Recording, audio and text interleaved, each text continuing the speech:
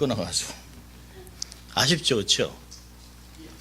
반하고 그냥 막 이렇게 찬양을 하려고 그러는데 뚝 멈춰가지고.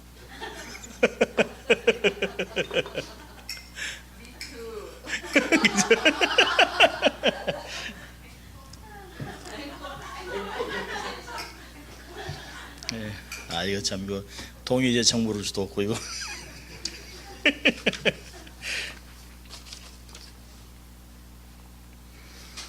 아마 귀 있기 때문에 들으셨을 거예요. 귀 있는 자는 들으시니까.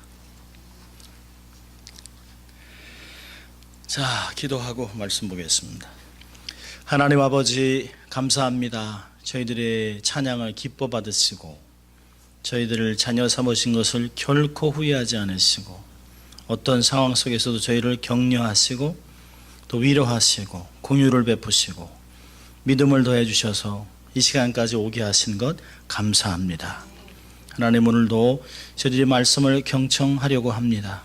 주님, 우리에게 깨닫는 마음을 주시고 들을 수 있는 귀가 있게 하시고 영안이 열리게 하심으로 현실을 뛰어넘어 하나님께 눈을 고정하는 귀한 시간 될 수 있도록 하나님 축복하여 주시옵소서. 감사하고 예수님 이름으로 기도합니다. 아멘.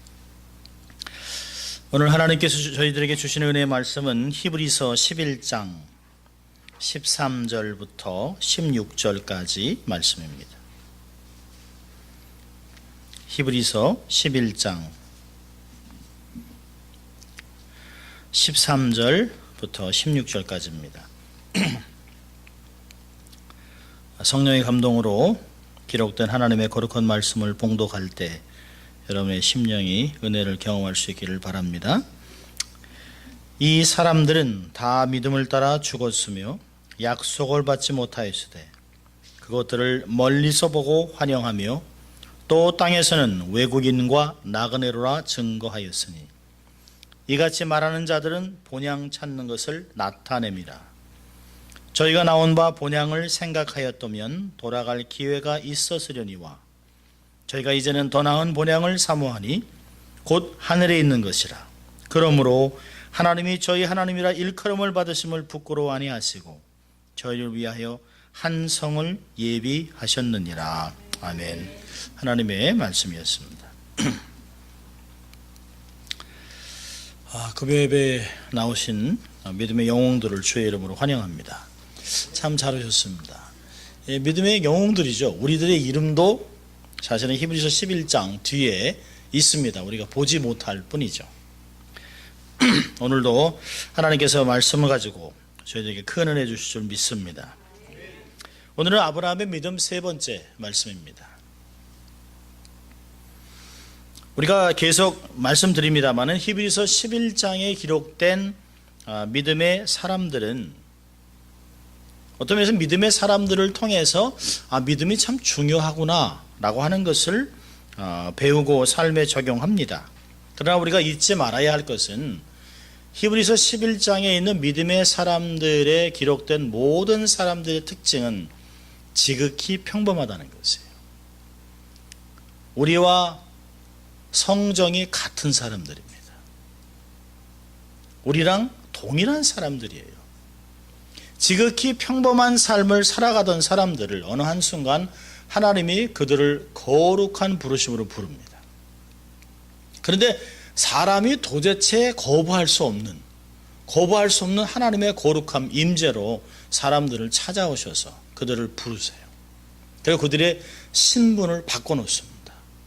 그리고 그들의 신분 때문에 세상을 다르게 살아가게 하시고 다르게 살아가는 하나님의 사람들에게 힘과 지혜와 능력과 모든 자원들을 공급하셔서 결국에는 새로운 역사들을 일어나가고 그들의 역사의 주인공이 되게 하셨다. 그래서 정말 중요한 것은 히브리서 11장의 주인공은 사람이 아닙니다. 이러한 사람들을 위대한 사람으로 만들어 가신 하나님의 신실함, 하나님의 위대하심이 더 중요하다는 것입니다.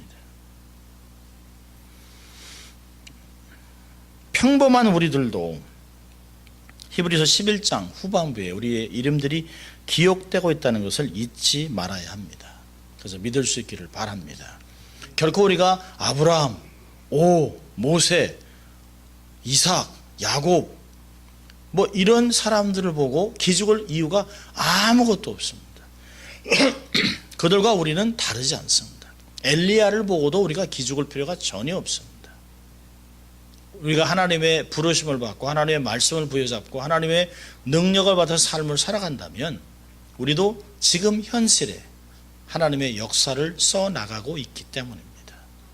세상 사람들은 우리를 보면서 당신은 왜 다르게 사는 거야? 왜 이렇게 힘든데도 기쁨이 있지? 왜 이렇게 다른 세상에서 온 사람 같아?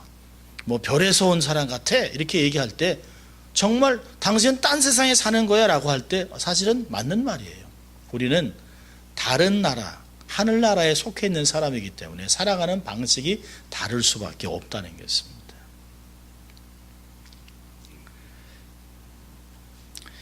동물 중에 귀소 본능을 가진 동물들이 참 많이 있습니다. 죽을 때가 되면 자기가 태어난 장소로 돌아간다는 거죠. 제가 오래전에 내셔널 지오그래피에서 연어를 본 적이 있습니다. 연어. 참 어떻게 자기가 태어난 곳으로 다시 돌아갑니다. 그 맑은 산 중턱이나 아니면 산 이렇게 있는 기슭에 연못 같은 데서 태어나요. 그리고 자라서 바다로 갑니다. 그래서 바다에서 한 3년 동안 자라요. 3년 동안 자라서 거의 한 25파운드에서 30파운드까지 자랍니다. 그리고 그렇게 크게 성장한 연어들이 자기가 태어난 곳으로 다시 거슬러 올라갑니다. 바다에서 또 강에서 시내로 해서 그렇게 올라가는데요. 그 다큐멘터리에서 보니까 30m가 넘는 폭포를 올라갑니다. 대단하죠. 그러니까 떨어지는 물의 스피드보다 이 연어들이 치고 올라가는 게 더 크다는 것이에요. 그걸 보여주는데 어떤 연어는 10번, 20번, 30번이 넘도록 그 30m가 넘는 그 폭포를 거슬러 올라가요. 결국은 올라갑니다. 근데 이제 못된 사람들이 이거 떨어지는 걸 이렇게 하나둘씩 거두죠. 근데 그렇게 힘들게 올라갔어요. 올라갔는데 곰들이 딱 지키고 있다가 하나도 다 잡아먹습니다. 그런데도 불구하고 온몸이 상처투성이 된 연어가 끝까지 올라갑니다. 뱀하고도 싸우고 뭐 굉장하죠. 그리고 결국은 알을 낳고 죽습니다. 거기서. 참 그걸 보면서 야 이게 본능이구나. 절대 본능입니다. 절대 본능. 그래서 사람들이 그 테스트를 했다는 것이에요. 아주 새끼 연어한테 어떤 그 마이크로칩 같은 걸 넣어놨는데요. 3년 후에 정확하게 돌아오더라는 것이에요. 어떻게 자기가 그 태어난 곳을 찾아서, 아니 다른 곳을 찾아가는 것이 아니에요. 물 맑고 좋은 곳을 찾아가는 게 아니라 자기가 태어난 그곳으로 온다는 것입니다. 오늘 본문에서 우리에게 가르쳐주는 것은 영적인 귀소 본능이라는 것이에요. 아브라함과 믿음의 사람들은 다 죽었지만 자기들이 돌아갈 고향이 있었음에도 불구하고 더 나은 본향, 하나님이 하늘에 준비해 놓은 그 진짜 참 본향을 찾아갔다. 그러니까 우리의 영적인 본능이 몇 가지가 있습니다. 그러니까 우리의 본능은 하나님을 경외하는 것이에요. 우리의 본능은 베드로전서 2장에서 나와 있는 것 같이 영적인 양식을 사모하는 것이에요. 어린아이가 우유를 사모하는 것 같이, 모유를 사모하는 것 같이 말씀을 사모하는 것이 우리의 본능입니다.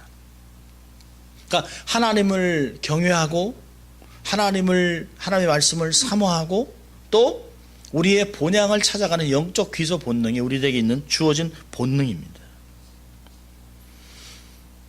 그러나 더 중요한 것은 이렇게 세상의 악조건 속에서도 영적인 귀소 본능을 감당하고 하나님의 나라까지 갈 수 있게 하신 하나님의 선하심, 하나님의 위대하심, 하나님의 자비와 긍휼이 더 중요하다는 것이에요.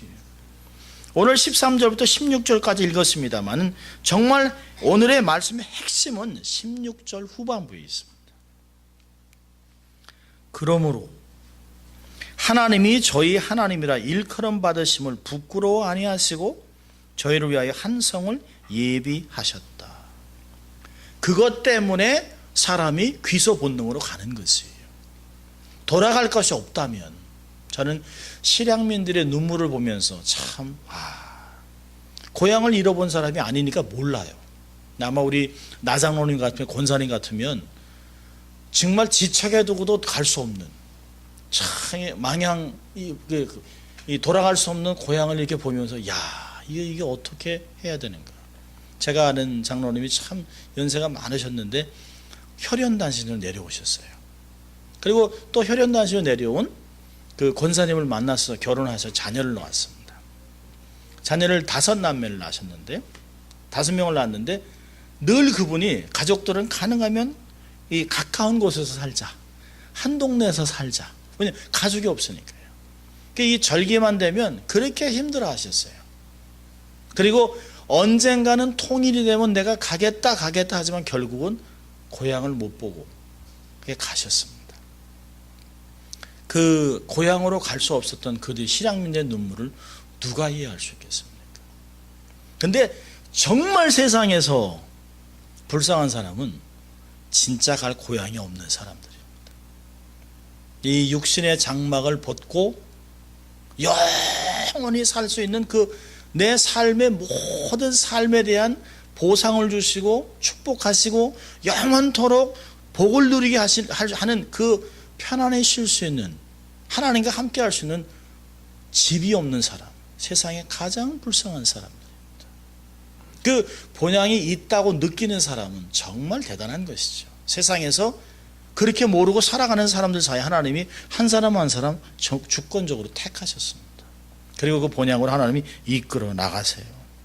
오늘 말씀의 핵심은 16절 후반에 있는 것입니다. 저는 오늘 본문을 통해서 3가지 교훈을 배우려고 합니다. 첫째로는 인생은 나그네 길이다라고 하는 것이에요. 인생은 나그네 길이다.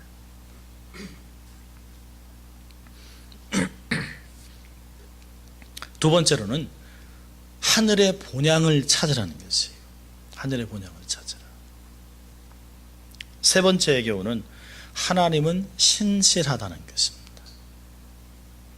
한 가지씩 보면서 은혜를 나누려고 합니다. 첫째로 인생은 나그네 길입니다. 13절에 그랬습니다. 이 사람들은 다 믿음을 따라 죽었으며 약속을 받지 못하였을 때 그것들을 멀리서 보고 환영하며 또 땅에서는 외국인과 나그네로라 증거하였으니.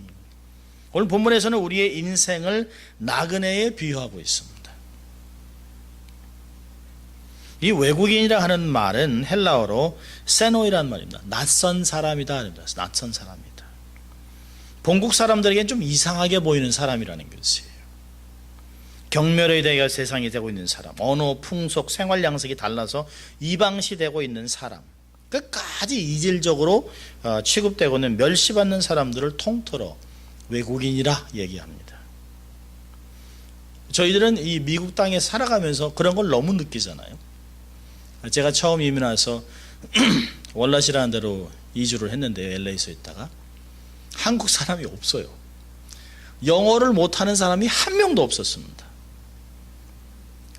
그래서 저희들이 이게 동양인이 지나가면 그 백인들이 이렇게 측은히 봐요. 그리고 뭘 사면 돈도 안 받습니다. 그냥 가라고 그럽니다.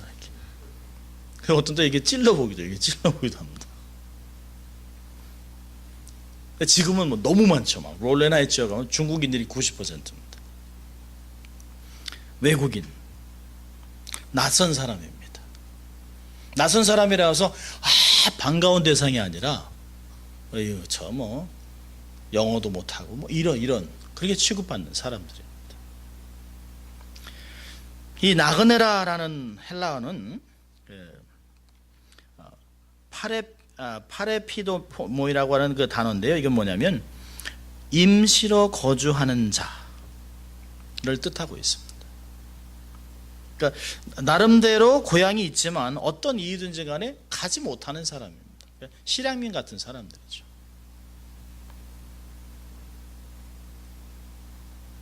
어떤 이유든지 간에 얼마 동안 한 곳에 머물러 있습니다. 그래서 현실이라고 하는 거, 이 현재라고 하는 것이 항상 임시적이라는 것이. 특히 우리 같이 한국을 떠나서 미국에 사는 사람이면 이게 피부에 와닿는 말이죠. 나그네, 외국인. 비록 시민권을 가지고 영어를 하고 당당하게 이 미국의 시민으로 살아가지만 여전히 외국인이요 나그네입니다. 아무리 영어를 잘해도. 제가 아는 사람은 3세입니다. 3세. 같이 이렇게 산타바바라에 어떻게 이제 노예를 하러 갔어요. 가서 이제 식사를 하고 이제 바닷가를 이렇게 걷는데 백인이 막 물어봐요. 어디서 왔냐고. 그러니까 그 사람은 I was born here. 그러니까 너 이렇게 영어를 이렇게 잘하냐고 그래서 I was born here. 그래서 넌 진짜 어디서 왔냐 그러니까 짜증을 내더라. 우리 아버지도 여기서 태어났고 우리 할아버지가 코리아에서 왔다니. 그러니까 그제서 백인이 코리안이구나 이렇게 얘기합니다. 그러니까 당연히 잘하는 영어를 영어를 잘한다고 그렇게 얘기합니다. 우리가 미국에 살면서 모국어인 한국어를 사용하는 것이 극히 제한적입니다. 우리가 아무리 한국말을 해도 한국에서 자꾸 새로운 단어들이 개발되고 또 새로운 것들이 나타나고 그러니까 이게 참 한국어가 극히 제한적입니다. 쓰는 단어들이 옛날 단어들을 많이 씁니다. 그래서 한국을 어쩌다 가다 보면 한국에 가면 이방인이 됩니다. 분명히 하는 말을 다 알아듣는데 의미가 달라요. 젊은 세대들은 얼마나 새로운 것을 많이 배우는지 몰라요. 새로운 유행어 알지도 못해요. 자기들은 낄낄대고 웃는데 무슨 얘기인지 하나도 못 알아듣습니다. 새로운 유행어, 새로운 풍속이 막 생깁니다. 그러니 그런 것을 어떻게 하든지 한번 따라가 볼까 열심히 하다 보면 머리가 아파요. 결국은 포기합니다.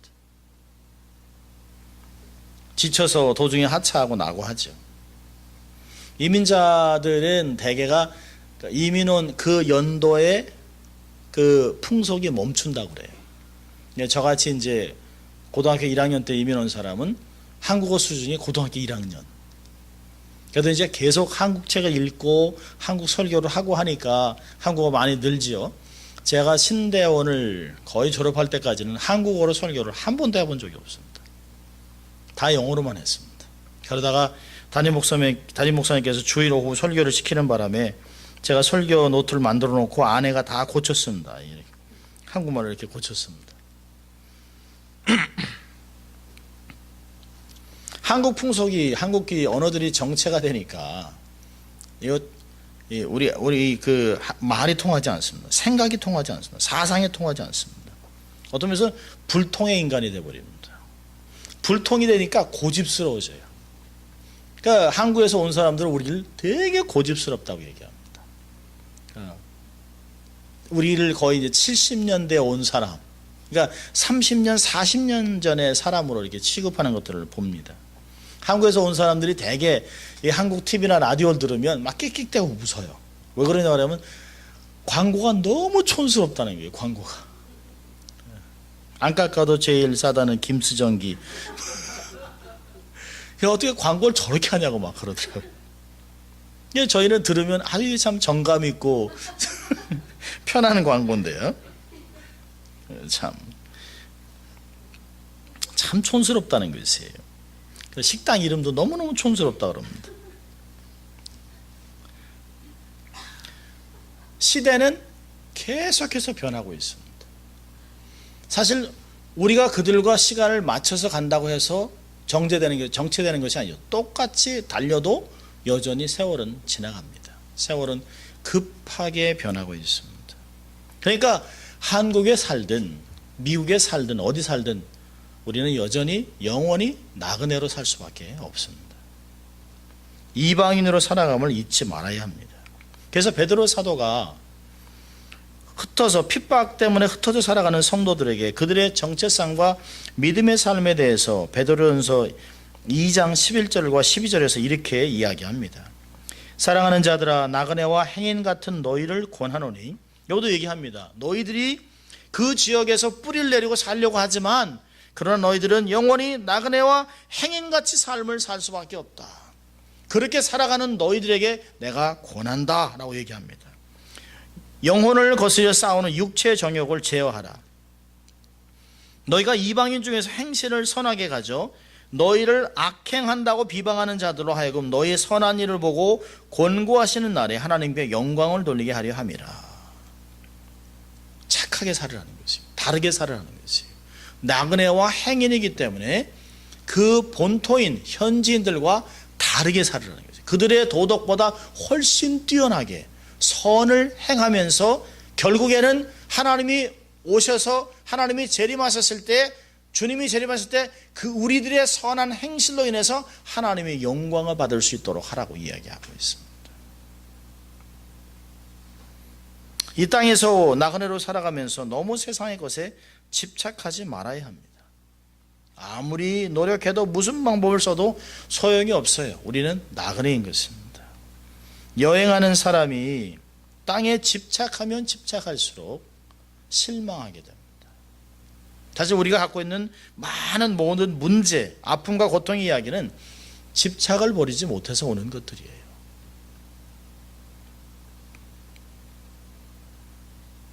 우리의 삶은 나그네 길입니다. 영원히 나그네로, 이방인으로 이 땅에서 살아갈 수밖에 없어요. 하나님 때문에, 우리들에게 주어진 신분 때문에 세상에 있는 사람들과는 다르게, 세상에 있는 사람들과 함께 살아가지만 그들과 동화되지 아니하고, 이 세상에 있지만 세상을 지나가는 사람이기 때문에 세상에 속하지 않게 살아가는 사람이라고 이야기하고 있습니다. 자, 두 번째로 14절부터 16절까지를 보면 본향을 바라보라는 것입니다. 이같이 말하는 자들은 본향 찾는 것을 나타냅니다. 저희가 나온 바 본향을 생각하였다면 돌아갈 기회가 있었으려니와 저희가 이제는 더 나은 본향을 사모하니 곧 하늘에 있는 것이라. 본향을 바라본다는 말은 바른 내세관을 소유하라는 것입니다. 바른 내세관. 예수님이 이 땅에 오셔서 하나님의 나라를 알려주셨습니다. 하나님의 나라는 이렇다. 나라라고 할 때 백성이 있습니다. 영토가 있습니다. 주권자가 있습니다. 하나님이 통치하는 곳, 하나님의 백성이 있는 모든 땅은 하나님의 나라입니다. 이슬람이 통치하는 그 나라도 하나님의 백성이 땅을 밟는 순간부터 그 땅은 하나님의 땅입니다. 하나님의 나라입니다. 아무리 이슬람이, 아무리 불교가, 아무리 힌두교가, 아무리 그 땅을 덮는다 할지라도 창조주 하나님이 통치하고 있기 때문에 그것은 하나님의 나라입니다. 또한 이 땅을 넘어서 이 땅이 그림자같이 실체인 하늘나라 본향, 그 본향을 생각하고 아는 사람은 소망을 가질 수밖에 없어요. 내세 신앙이 확실하면 확실할수록 현실의 고난을 이길 수 있는 힘이 생깁니다.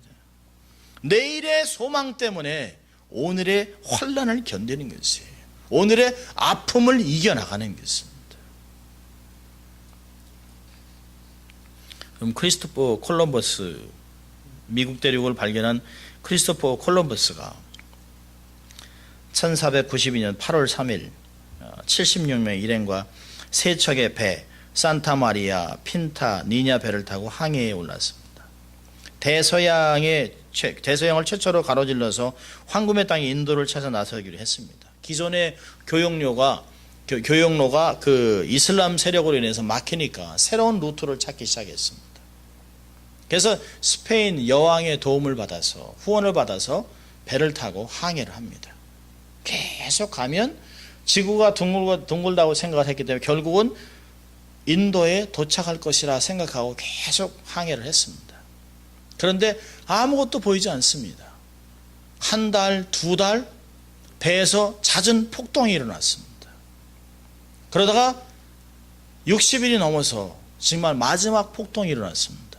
이젠 더 이상 먹을 것도 없고 병들어 죽는 사람이 생기니까 이젠 우리를 속인 콜럼버스를 때려 죽이자라고 얘기했습니다. 그래서 배들이 함께 모여서 콜럼버스를 잡아놓고 죽이려고 했습니다. 그런데 갑자기 어떤 사람이 크게 외쳤습니다. 통나무가 떠 있다. 모든 사람이 뒤돌아봤습니다. 나무가 물에 떴다는 건 육지가 가깝다는 것이에요. 그러자 콜럼버스를 놔줬습니다. 그래서 조금 있다가 새들이 배 위로 날아오기 시작했습니다. 이들은 환호를 외쳤습니다. 아, 육지가 가깝다. 그리고 그 새들이 배 위에 앉기 시작했습니다. 그리고 그들이 결국에는 69일 만에 새로운 땅을 밟았습니다. 10월 12일 날 드디어 산타마리아는 육지에 닷을 내렸습니다. 그들이 기쁨을 못 이겨 그곳을 산살바돌, 성스러운 구세주라고 이름을 붙였습니다. 이들은 단지 물 위에 떠다니는 나무와 하늘을 나는 새를 보고 희망을 발견했습니다. 작은 것을 보고 육지가 있다라고 했습니다. 그럼 세상 사람들은 가끔 우리에게 질문합니다. 정말 천국이 있어요? 보여주세요. 그런데 문제는 크리스천들도 가끔 그런 질문을 합니다. 목사님, 진짜 천국이 있는 겁니까? 주님 진짜 오세요? 2000년이 마지막인 것 같이 Y2K 모든 것이 다 끝날 줄 알았습니다. 그래서 1999년 12월 31일 날 모든 사람이 잠도 안 자고 2000년이 땅 되면서 막 모든 것이 끝나겠다고 막 그랬습니다. 근데 2000년이 돼서 Y2K가 되면 모든 전 세계에 있는 컴퓨터가 다 망가질 거라 그랬습니다. 근데 아무 일도 일어나지 않았습니다. Y2K라는 단어를 만들어낸 사람만 백만장자가 됐습니다. 그러니까 사람들이 뭐라 해요? 아, 주님 다시 안 오네. 어떤 분은 속았다 얘기합니다. 카톨릭은 공식적으로 발표했어요. 주님 다시 안 올 수도 있다.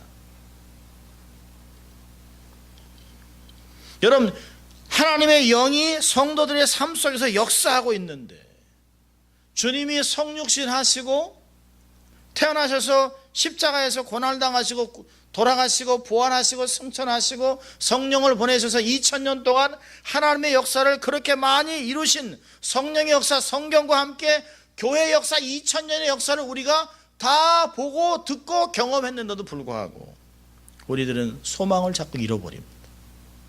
왜 그럴까요? 이걸 통해서 실체를 보지 못하는 것이에요. 무감각해지는 것입니다. 우리가 이런 세월이 지나갈수록 주님이 가까우실 날이 점점 가까워졌다고 흥분하고 더 자기 자신을 돌아보고 자기 자신을 성찰하고 주님께 더 거룩한 신부로 서야 되는 것이 당연함에도 불구하고 사람들은 동일한 메시지가 반복될 때마다 믿음을 잃어버리고 세상 사람들과 비슷해지는 것들을 발견합니다. 여러분, 베드로전서 한번 볼까요? 베드로전서 1장 4절부터 7절까지를 봅니다.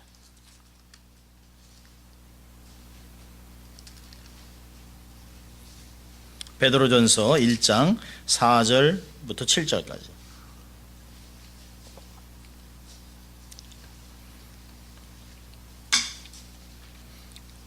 자, 우리 같이 읽습니다.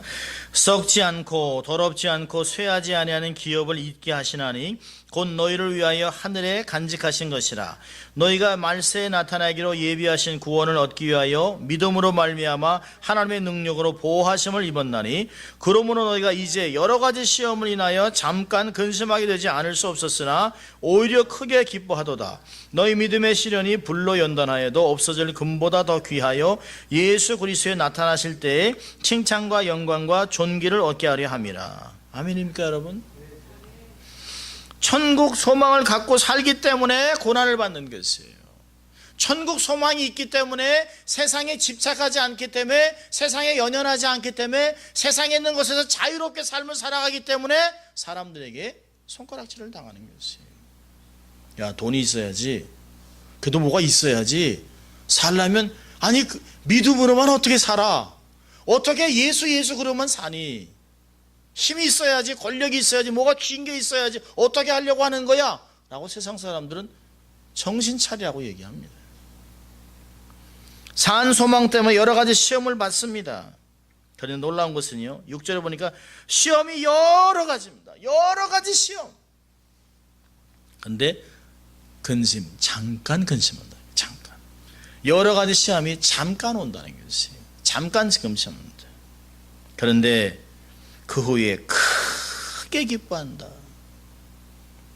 근심, 고난 여러 가지지만 잠깐 하지만 그 후에 말할 수 없는, 내가 언제 어떻게 이것 때문에 근심했을까?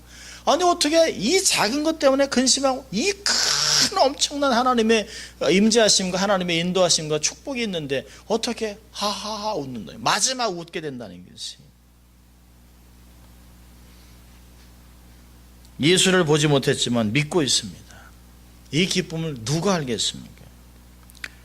우리 서로 받은 그 기쁨을 알 사람이 없도다. 누가 알겠습니까? 세상은 우리의 기쁨을 알 수가 없습니다. 세상은 자극적인 것, 오감을 자극하고 내가 느낄 수 있는 모든 것으로 내 몸이 편해졌을 때 즐겁다고 얘기합니다. 그러나 그것이 정말 즐거울까요? 아니요. 그것은 오래가지 못합니다. 우리의 영혼을 새롭게 하는, 끊임없이 우리로 하여금 새로운 것들을 보게 하는, 그것이 우리를 즐겁게 하는 것입니다. 2000년 기독교 역사는 확실한 미래의 내세 신앙으로 세계 선교를 이루어가고 있습니다. 불신지옥, 예수 천당을 외치면서 핍박과 순교로 선교를 감당하고 있습니다. 여러분 보세요. 12제자 다, 요한 빼놓고는 다 순교했습니다. 목을 베고 거꾸로 매달리고 사지가 찢기고 11명이 다 그렇게 죽었습니다. 초대교회로부터 300년 동안, 기독교가 국교가 될 때까지 300년 동안 수많은 사람이 죽었습니다. 광장에서 불에 타서 죽고, 수장으로 죽고, 짐승에 먹혀 죽고, 얼마나 많은 사람이 죽어갔는지 모릅니다. 종교개혁, 얼마나 카톨릭에 대해서, 예수회나 이런 이 카톨릭들이 기독 크리스천들을 얼마나 많이 박해하고 죽였는지 몰라요.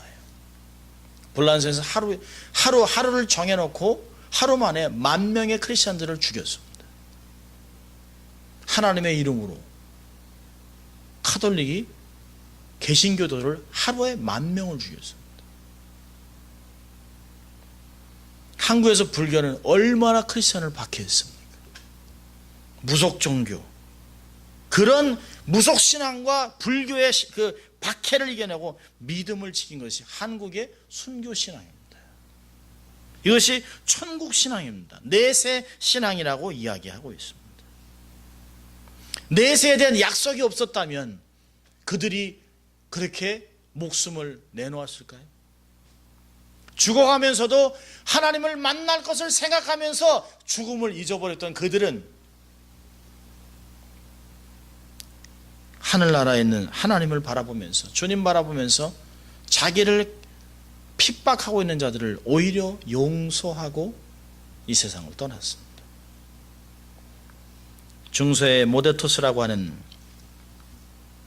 그 사람이 신실한 교인 바세를 추방하고 귀향을 보내고자 했습니다. 너의 그 예수 믿는 것 때문에 너를 다시 추방한다. 그래서 바실은 이렇게 얘기했습니다. 나는 추방이라는 말을 믿지 않습니다. 살고 있는 이곳도 내 고향이라 생각하지 않고 추방되는 장소도 단지 하나님께서 이 땅에 주신 생존의 공간일 뿐 잠시 나그네 장소라고 생각합니다. 어느 곳도 다 하나님의 뜻을 이루기 위하여 잠시 지나는 곳입니다.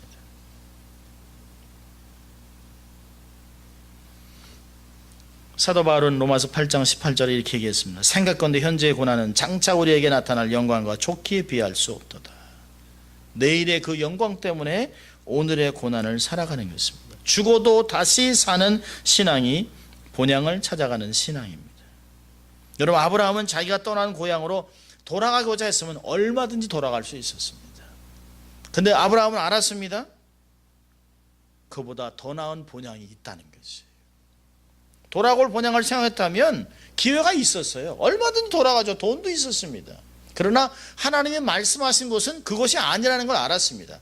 하늘에 준비해놓은 본향이 있었기 때문에 내가 나온 곳 그게 진짜 고향이 아니네. 내가 갈 곳은 내 영원히 생명을 다 바쳐서 가야 될 그곳 본향을 가야 되겠다. 그래서 어디 가든지 그렇게 돈이 많았음에도 불구하고 그는 자기 땅 하나도 없이 아내가 죽었을 때 막벨라 고를 사기 위하여 돈을 주고 땅을 사야 됐던 그런 이방인의 삶을, 나그네 삶을 살았습니다. 하늘나라를 보면서 평생을 살았습니다. 사도 바울은 빌립보서 3장 20절에 우리의 시민권은 하늘에 있도다. 그러니까 사도 바울은 얘기하는 것이에요. 하나님 우리에게 화목의 전권대사로 삼으셨다. 하나님과 화목해라 세상에게 외치는 것입니다. 하나님의 메시지를 전하는 삶을 살아가는 것이에요. 본향을 찾는 삶을 살아야 합니다. 세 번째로 본문은 마지막으로 16절 하에 하나님은 신실하다고 얘기합니다. 그러므로 하나님이 저희 하나님이라 일컬음 받으시면 부끄러워 아니하시고 저희를 위하여 한 성을 예비하셨다. 여러분, 이 하나님의 사람들이 본향을 찾아가며 삶을 살아갈 수 있었던 것은 이 하나님의 신실함에 있다는 것이에요. 한없이 부족하고 세상에선 패배자 같은, 나그네 같은, 이방인 같은 사람들에게 손가락질을 받는 그러한 사람들을 하나님은 자녀로 삼은 것을 한 번도 후회하지 않았습니다. 부끄러워하지 않았습니다. 그들을 위해 도성을 예비하시고 지속해서 너희들은 저 도성을 보라고 얘기하셨습니다. 여기가 아니야. 너희는 택한 백성이기 때문에, 왕같은 제사장이기 때문에, 나의 거룩한 나라이기 때문에 이곳에 색회하지 않고 하늘을 향해 오라고 계속해서 말씀하셨습니다.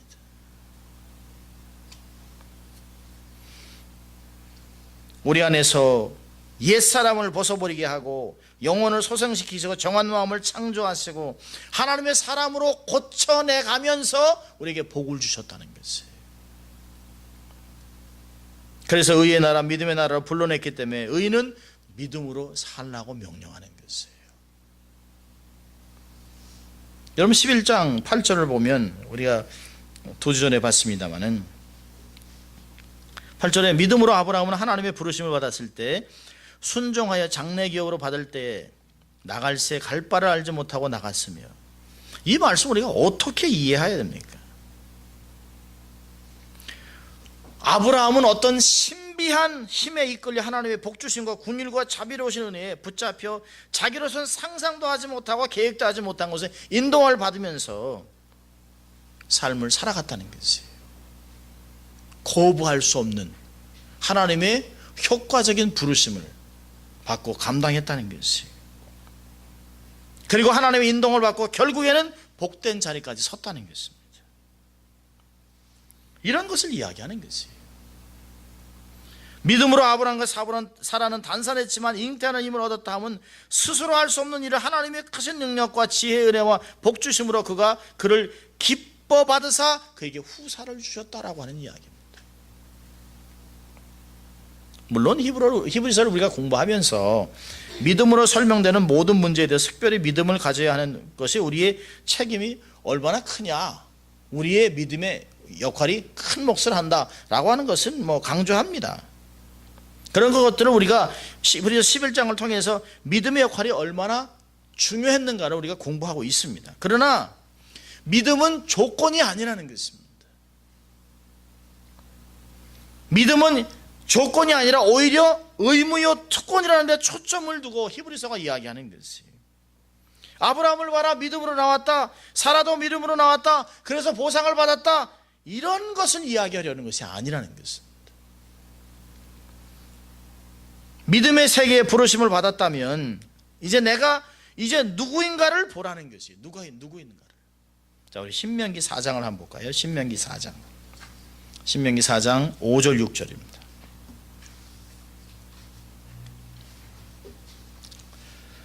신명기 4장 5절 6절. 같이 읽습니다. 내가 나의 하나님 여호와를 명하신 대로 규례와 법도를 너에게 가르쳤나니 이는 너희로 들어가서 기업으로 얻을 땅에서 그대로 행하게 하려 함인즉 너희는 지켜 행하라. 그리하면 열국 앞에 너희의 지혜요 너희의 지식이라.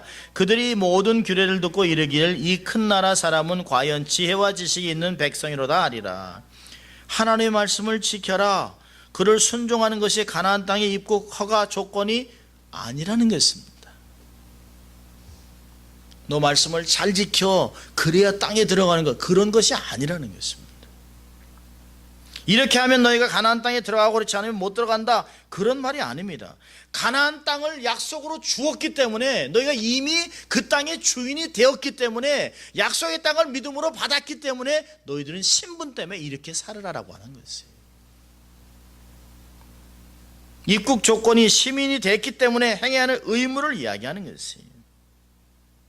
우리의 신분을 얻는 방법이 아니라 신분 때문에, 이 신분 때문에 이렇게 살아내야 된다라고 하는 것이에요.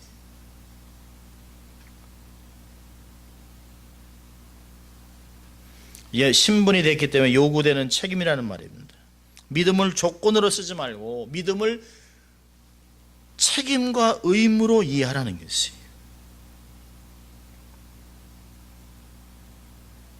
사실 하나님 앞에 우리는 내놓을 게 하나도 없죠. 하나님 앞에서 범죄에서 심판을 받을 조건밖에 하나도 없어요. 그런데 하나님께서 우리를 복 주시기 위해서 믿음이라고 하는 삶을 통해서 우리를 부르셨다는 것이에요. 믿음이라는 게 뭐예요? 우리에겐 아무 조건이 없어요. 복된 결과를 부여받은 하나님의 은혜로운 법칙입니다. 통치와 영역에서 우리를 하나님의 사람으로 부르셨어요. 그것을 깨달아가는 것입니다. 그리고 그렇게 부르신 하나님은 의롭다. 결코 약속을 어기지 않는다. 그분은 그 약속하신 말씀 반드시 성취한다. 그분의 신실함 때문에 너희들은 믿음으로 삶을 살아갈 수 있다. 그리고 그렇게 고백하는 게 우리의 믿음입니다. 우리가 뭘 했기 때문에, 얼마나 열심을 내기 때문에 우리의 삶이 변할 것을 기대하면 안 된다는 것이에요. 하나님의 사람으로 삶을 살아가면서 이 땅에 얼마나 더 많은 것을 소유해야, 얼마나 더 많은 것을 우리가 손에 쥐어야 정말 세상에 이야기하는 같이 그런 하급한, 아주 저급한 행복을 논할 수 있겠습니까? 결국은 다 빈손으로 가는 거 아니겠습니까? 하늘나라에 쌓아놓은 보배만큼 하늘나라에 상급이 있는 건데, 우리의 보상은 하나님만이 보상입니다. 어떤 결과가 나오는가, 이건 조건이 아니에요. 여러분, 신명기 10장 보겠습니다. 신명기 10장 12절 13절.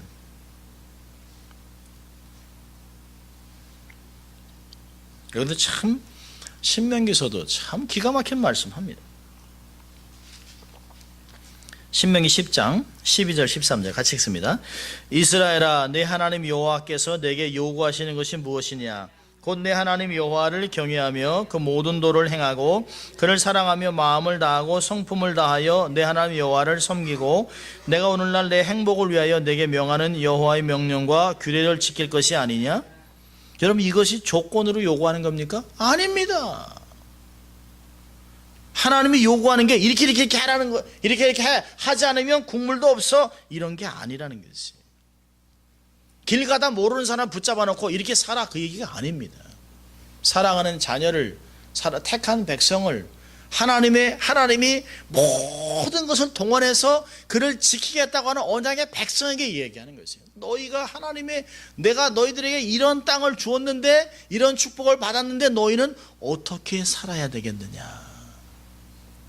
신분 때문에 이런 삶을 살아야 되지 않겠느냐? 그 얘기하는 건 아니겠습니까? 너 이렇게 하지 않으면 죽어?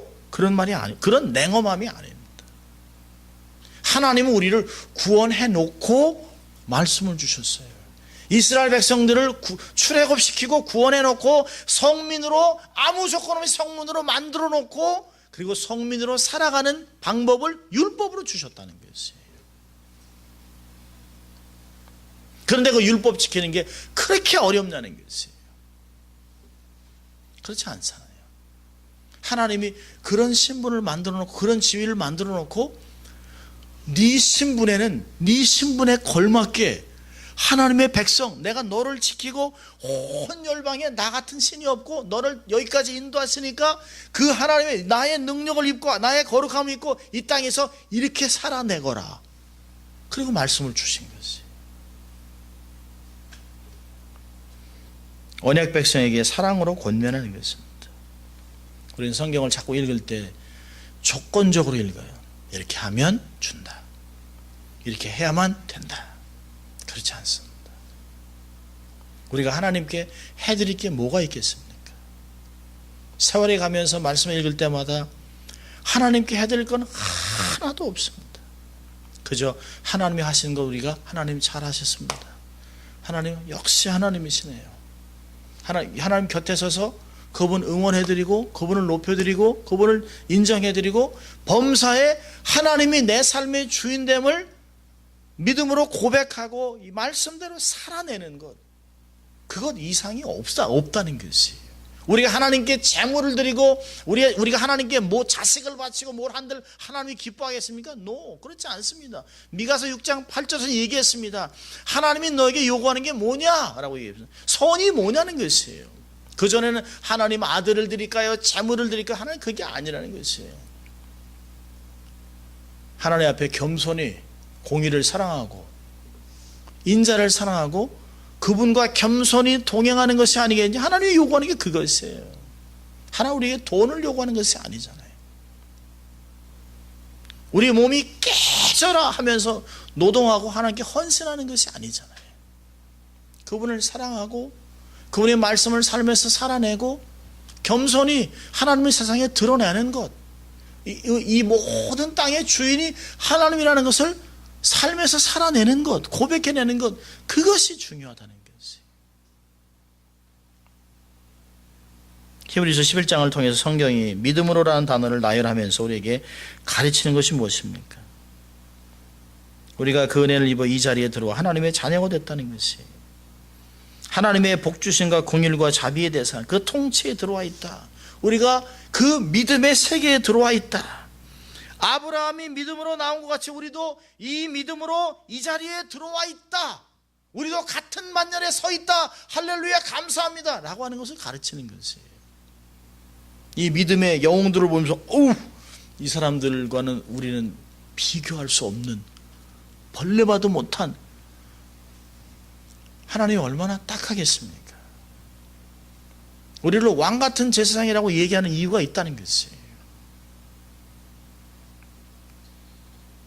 이 믿음으로 우리가 이 믿음의 반열에 섰다면 세상에 있는 것에 집착하면 안 됩니다.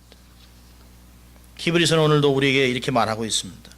믿음의 통치 속에서, 믿음의 세계 속에서 너희가 받은 바 영광된 복된 운명, 너희의 특권과 책임을 놓치지 말라는 것이. 믿음으로 그 의무를 감당하고 믿음으로 책임을 감당하고 감사하면서 그 삶으로 승리해 나가라 얘기하는 것이. 너희의 받은 바 특권에 필연적으로 부수하는 너희의 책임을 자랑하지 말고 세상에 지지 말고 승리하면서 하나님 앞에서 칭찬을 받아내라, 그렇게 얘기하는 것이에요. 그래서 너희의 이름이 이 반열에 있다, 그걸 확신하라는 것입니다. 히브리 11장은 다른 사람들의 이야기가 아닙니다. 히브리 11장은 우리의 이야기입니다. 이 역사가 계속해서 재현되면서 2000년 동안 삶을 살아오면서 지금의 나까지를 포함하고 앞으로 우리가 믿음으로 키우고 있는 자녀들까지 이 믿음의 반열에 설 것을 생각하면서 믿음으로 나는 이렇게 살아냈다, 하나님 감사합니다, 살 수 있도록 내게 믿음 주시고 소망 주시고 긍휼 주시고 자비를 베풀어 주신 그 하나님은 너무너무 위대합니다라고 하나님을 자랑하는 인생이 되라는 것입니다.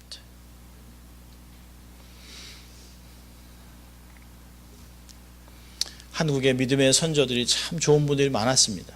그 중에 전 연세대 신학 원장, 한신대 학장을 역임했던 김정준 목사님이라고 계십니다. 시인이기도 하셨는데요. 1981년에 돌아가셨습니다마는 그분이 생전에 쓰신 내가 죽는 날이라는 시가 있습니다. 나중에 한번 여러분 찾아서 읽어보세요. 자, 제가 읽어드릴게요. 그는 생전에 내가 죽는 날 저 좋은 낙원이로니라는 찬송을 끝까지 불러주시오. 요한계시록 20장 이하를 끝까지 읽어주시오. 그리고 나의 묘비에는 임마누엘이라는 단어 한마디만 새겨주시오 라고 하셨습니다. 그리고 거기다가 내 친구들이 죽음에 대해서 물어보거든. 그리고 이렇게 글을 쓰셨습니다. 임종 직전에 씌워놓은 내가 죽는 날이라는 시 한 편을 소개합니다. 내가 죽는 날에는 비가 와도 좋다. 그것은 나의 죽음을 상징하는 슬픔의 눈물이 아니라 예수의 보혈로 내 죄 씻김을 맞은 감격의 눈물인 까닭이다. 내가 죽는 날에는 바람이 불어도 좋다. 그것은 나의 이 세상의 모든 시름을 없이 하고 하늘나라로 올라가는 내 길을 준비함이기 때문이다. 내가 죽는 날에는 눈이 부시도록 햇빛이 비추어도 좋다. 그것은 주님의 영광의 주님 품에 안긴 얼굴 광채를 보여줌이라. 내가 죽는 시간은 밤이 되어도 좋다. 캄캄한 하늘이 나의 죽음이라면 저기 빛나는 별의 광채는 새 하늘에 옮겨진 나의 눈동자이어라. 내가 죽는 날, 나를 완전히 주님의 것으로 부르는 날, 나는 이 날이 오기를 기다리노라. 다만 주님의 뜻이라면 이 순간이라도 닥쳐오기를, 번개와 같이 닥쳐와 번개와 함께 사라지기를. 그 다음은 내게 묻지 말아다오. 내가 옮겨진 그 나라에서만 내 소식을 알 수 있을 터이니 내 얼굴을 볼 수 있을 터이니. 얼마나 기가 막힌, 이 마지막에 이런 시를 쓸 수 있던 하나님의 사람의 삶이 얼마나 멋집니까? 죽기 전에 주사 한 방 더 놔다오. 죽지 않기 위해서 애쓰고 막 침상을 붙잡고 막 소리 지르는 그런 사람들과 마지막 때 하나님의 영광일세, 그리고 하늘나라에 걸어가는 그런 사람들의 삶을 우리는 살아야 되지 않겠습니까? 어느 날이든 좋다는 것이에요. 밤이 되든 낮이 되든 어느 한순간이나 주님이 나를 부르시면 하나님 나라에 간다. 그리고 삶을 사셨던 분입니다. 여러분, 인생은 나그네 길입니다. 이 땅에 집착하지 말고 참 본향인 하늘나라를 바라보십시오. 우리를 결국에 그곳에 세우실 신실한 하나님을 굳건히 믿으십시오. 그것이 믿음의 반열에서 살아가는 믿음의 사람들의 모습입니다. 아브라함의 반열에 선 여러분들은, 우리는 아브라함의 복을 누리는 믿음의 백성들입니다. 이 땅을 당당하게 살아가는 여러분 될 수 있기를 주의 이름으로 축원합니다.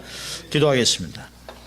하나님 아버지, 감사합니다. 오늘도 저희를 아브라함의 반열에 세우시고 저희를 하늘에 있는 본향으로 부르시고 우리가 거할 곳을 많이 만드시고 너희들이 거할 곳이 많다, 내가 너희들을 데리러 다시 오겠다 약속하신 주님의 말씀을 생각하면서 주님 만날 날을 기대하며 살아가게 하신 주님 감사합니다.